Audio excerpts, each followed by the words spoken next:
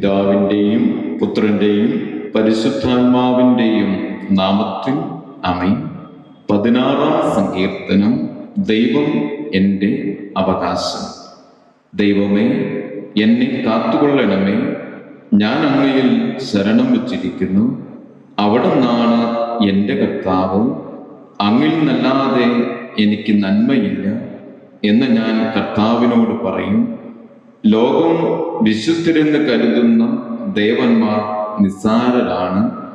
അവരിൽ ആനന്ദം കൊള്ളുന്നവർ അഭിശപ്തരാണ്.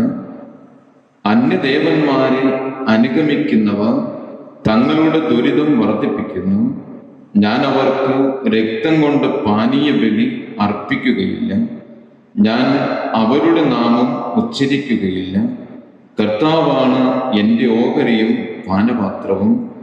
എൻ്റെ ഭാഗധേയം അവിടുത്തെ കരങ്ങളിലാണ്. അഭികാമ്യമായ ദാനമാണ് എനിക്ക് അളന്നു കിട്ടിയിരിക്കുന്നത്. വിശിഷ്ടമായ അവകാശം എനിക്ക് ലഭിച്ചിരിക്കുന്നു.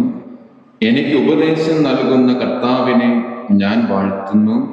രാത്രിയിലും എൻ്റെ അന്തരംഗത്തിൽ പ്രബോധനം നിറയുന്നു. കർത്താവ് എപ്പോഴും എൻ്റെ കൺമുൻപിലുണ്ട്. അവിടുന്ന് എൻ്റെ വലതുഭാഗത്തുള്ളതുകൊണ്ട് ഞാൻ കുലുങ്ങുകയില്ല. അതിനാൽ എൻ്റെ ഹൃദയം സന്തോഷിക്കുകയും അന്തരംഗം ആനന്ദം കൊള്ളുകയും ചെയ്യുന്നു. എൻ്റെ ശരീരം സുരക്ഷിതമായി വിശ്രമിക്കുന്നു. അവിടുന്ന് എന്നെ പാതാളത്തിൽ തള്ളുകയില്ല. അങ്ങയുടെ പരിശുദ്ധൻ ജീർണിക്കാൻ അനുവദിക്കുകയില്ല. അങ്ങ് എനിക്ക് ജീവന്റെ മാർഗം കാണിച്ചു തരുന്നു. അങ്ങയുടെ സന്നദ്ധിയിൽ ആനന്ദത്തിന്റെ പൂർണ്ണതയുണ്ട്. അങ്ങയുടെ വലത്തുകൈയിൽ ശാശ്വതമായ സന്തോഷമുണ്ട്. പിതാവിൻ്റെയും പുത്രൻ്റെയും പരിശുദ്ധാത്മാവിൻ്റെയും നാമത്തിൽ ആമേൻ.